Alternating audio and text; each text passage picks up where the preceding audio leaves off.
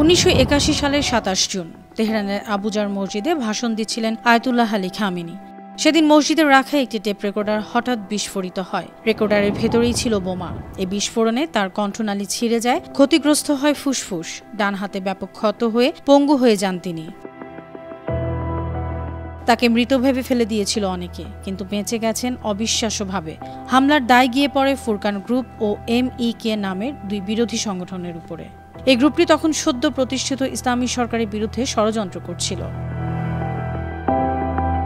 সে হামলা খামেনিকে পঙ্গু করে দিলেও তার মনোবল আর ঈমান আরও শক্তিশালী করেছে। সে আহত হাত নিয়ে তিনি নেতৃত্ব দেন ইরানের বিপ্লব আর পরবর্তীতে হন দেশের সর্বোচ্চ নেতা।